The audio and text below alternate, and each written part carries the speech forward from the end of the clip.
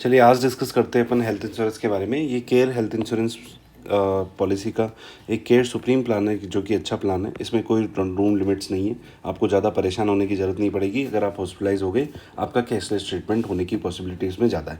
बाकी आप रीइम्बर्स तो करा ही सकते हैं किसी भी हेल्थ इंश्योरेंस पॉलिसी में, अगर आपने उनकी टर्म्स एंड कंडीशन सही से समझी है। इस प्लान में 600% तक कवरेज मिलेगा। इसमें ऐसा होता है कि 150 पहले साल में, दूसरे साल में फिर 150, फिर 100, फिर 100, फिर 100, ऐसे करके आपका 600 तक बढ़ जाएगा। इसमें दो ऑप्शन है, 600 तक बढ़ाना चाहते हैं या फिर 100% तक बढ़ाना चाहते हैं। 600 तक बढ़ाने का मतलब है कि अगर आपने 5 लाख की पॉलिसी ली है तो वो 5 साल में आपकी पॉलिसी 30 लाख रुपए बढ़ के 35 लाख की हो जाएगी, पहली चीज़। या फिर आपने 5 लाख की पॉलिसी ली है तो वो 5 लाख और बढ़ जाएगी, तो उस टोटल पॉलिसी आपकी 10 लाख की हो जाएगी। तो दो ऑप्शंस होते हैं इसमें। लेकिन ये जो सेकंड ऑप्शन है, दैट इज़ आपकी 5 लाख की पॉलिसी 5 लाख और बढ़ जाएगी, ये सीनियर सिटीज़न के लिए होती है जनरली। ठीक है, तो और अपन देखते हैं। हाँ, 600% बढ़ जाएगा, लेकिन इसमें दो कंडीशन है। एक तो 600 बढ़ा सकते हैं और दूसरा 100 बढ़ा सकते हैं। फिर अनलिमिटेड ऑटोमेटिक रिचार्ज है। मान लो कि आपने 5 लाख की पॉलिसी ली और आपका 1 लाख का क्लेम आ गया। 1 लाख का क्लेम आ गया तो वो 1 लाख का क्लेम सेटल होते ही वापस से वो 4 लाख में आपका 1 लाख फिर से ऐड हो जाएगा, आपका 5 लाख का सम एश्योर्ड ऑटोमेटिक रहेगा। तो अनलिमिटेड ऑटोमेटिक रिचार्ज, कितनी बार रिचार्ज करो। पहले क्या होता था, हॉस्पिटलाइजेशन में कंडीशन थी कि 45 डेज़ के अंदर ही होना चाहिए दूसरा सेकंड हॉस्पिटलाइजेशन जो है। ठीक है, और सेम इलनेस के लिए नहीं होना चाहिए। लेकिन इसमें अब सारी कंडीशन हटा दी है। आप सेम इलनेस के लिए भी जा सकते हैं, रिलेटेड और अनरिलेटेड दोनों के लिए जा सकते हैं, कोई टेंशन वाली बात नहीं।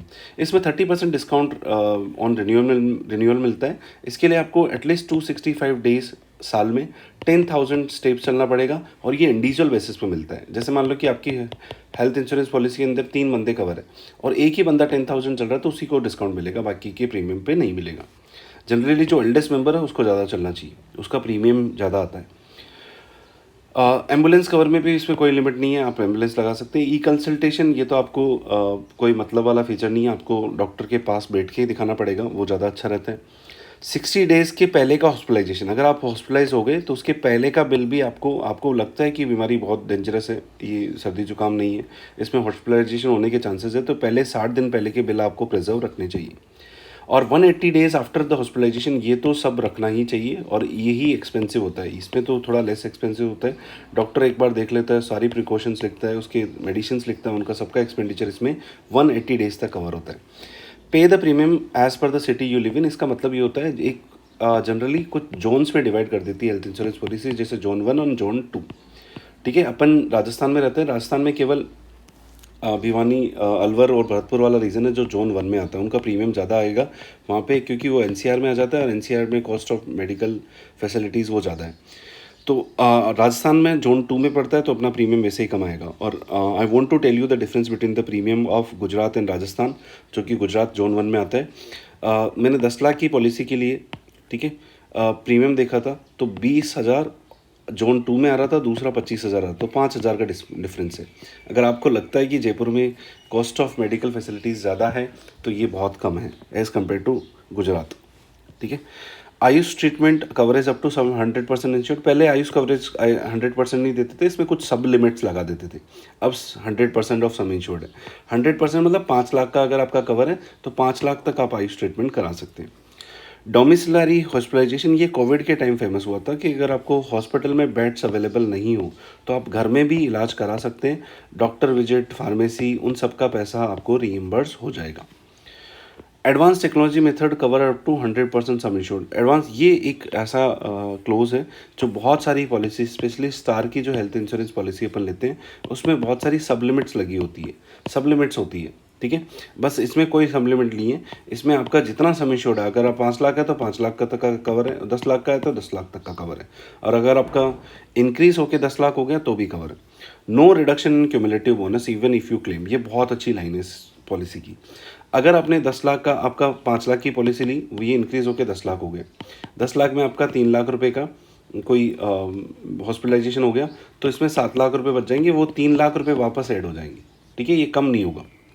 बाकी पॉलिसीज़ में ऐसा होता है कि जो बोनस है वो हॉस्पिटलाइजेशन अगर कवर ले लेते हैं तो उसमें बोनस पे इम्पेक्ट रहता है। इसमें क्या क्या एंट्री है, इसमें ज़्यादा इंपॉर्टेंट ये चीज़ है कि 90 डेज़ के बाद, 3 महीने बाद बच्चा कवर होता है, बाकी सब कवर है, आपके पास पैसा होना चाहिए केवल। इन patient care, day care treatment, इन सब में क्या है, ये जितने भी है इसमें अप टू सम एश्योर्ड लिखा होना चाहिए। ठीक है, अगर ऐसा लिख देते हैं अप टू सम लिमिट्स, तो इसका मतलब वो पॉलिसी थोड़ी ख़राब है, उसको जांचने से, उसको लेने से पहले आप सोच लें। नहीं, बाकी सब ठीक है, मैं फिर भी आपको एक्सप्लेन कर देता हूँ। इन पेशेंट केयर, ठीक है, और day care treatment, day care treatment में इसमें हॉस्पिटलाइजेशन कंपलसरी नहीं है। अगर 2 घंटे में भी हॉस्पिटलाइजेशन हो रहा है, वो 24 घंटे नहीं हो रहा तो भी चलेगा। ठीक है, पहले कंडीशन थी कि 24 घंटे तक आपको हॉस्पिटल में रहना पड़ेगा। It is not a condition now. आप चाहें, जैसे मान लो कि अगर आपको कुछ सपोज गॉल ब्लैडर का ऑपरेशन कराना है, अगर वो 2 घंटे में ऑपरेशन हो गया तो आप छुट्टी लेके आ सकते हैं, कोई दिक्कत वाली बात नहीं है। ठीक है, बस डॉक्टर लिख देगा कि इनका हॉस्पिटलाइजेशन हुआ है। ठीक है, एडवांस टेक्नोलॉजी मेथड जितने भी हैं वो सब कवर है। Room rent up to sum assured होना चाहिए। अप टू सम एश्योर्ड मतलब इसमें कोई लिमिट नहीं है, नहीं तो इसमें लिमिट होती है। लिमिट का मतलब समझ लिए, जैसे मान लो कि आपकी 5 लाख का सम इंश्योर्ड ले रखा है, तो जनरली 1% ऑफ सम इंश्योर्ड होता है, मतलब आप 5,000 तक का रूम ले सकते हैं। 5,000 तक का रूम ले सकते हैं। अगर गलती से आपने सोचा कि आपने 5,000 की जगह 7,000 का रूम ले लिया, तो जितने भी है ना, तो आपने डिफरेंस देखो, 7 - 5, तो ये 2,000 डिवाइड बाई 5,000। ठीक है, तो डिफरेंस देख लो कितना है, 100, 5, 20, 20, 40, तो इसी 40%। ठीक है, आपने 40% ज़्यादा लिया, तो अगर आपका 1 लाख का क्लेम आया तो 60,000 ही पास करेगा, वो 40 नहीं करेगा। इसलिए आपके 2,000 के चक्कर में बहुत ज़्यादा नुकसान हो जाएगा। तो आप ये ध्यान रखें, या तो उसमें लिखा हो रूम रेंट में अप टू सम इंश्योर्ड, या फिर अगर आपको सम इंश्योर्ड नहीं लिखा है तो 5 लाख की पॉलिसी है तो आपको 5,000 से कम का रूम ही लेना है। ठीक है, हॉस्पिटल के अंदर ICU cover up to sum assured cover होता है। इसमें भी कई जगह सप्लीमेंट्स होनी चाहिए, इसमें तो सप्लीमेंट होनी ही नहीं चाहिए, ये ध्यान रखना। प्री हॉस्पिटलाइजेशन मेडिकल एक्सपेंसेस क्या होते हैं, ये 60 डेज तक कवर होते हैं, जो हॉस्पिटलाइज होने के पहले के एक्सपेंसेस हैं। ये पोस्ट मेडिकल मैंने आपको बता दिया। डोमिसलरी हॉस्पिटलाइजेशन कोविड वाला बता दिया। ऑर्गन डोनर कवर, इसमें भी बहुत सारी जगह सब लिमिट्स लिखी होती है। एम्बुलेंस कवर सारा कवर होता है, कोई दिक्कत नहीं होती। इसमें 2 ऑप्शन है, क्यूमुलेटिव बोनस और सुपर क्यूमुलेटिव बोनस। तो क्यूमुलेटिव बोनस अगर 5 लाख की पॉलिसी है तो वो इंक्रीज़ होकर कितना हो जाएगा, 10 लाख। ठीक है, वो 5 लाख भी कैसे इंक्रीज़ होगा, पहले 2.5 लाख और फिर 2.5 लाख, ऐसे करके कितना हो जाएगा 3 साल में, 10 लाख। ठीक है, और अनलिमिटेड ऑटोमेटिक रिचार्ज, 10 लाख का क्लेम लिया, 2 लाख का 10 लाख का पॉलिसी है, 2 लाख का क्लेम आ गया तो वापस 8 लाख में 2 लाख ऐड हो जाएंगे, ऑटोमेटिक रिचार्ज हो जाएगा, आपको करने की जरूरत नहीं है।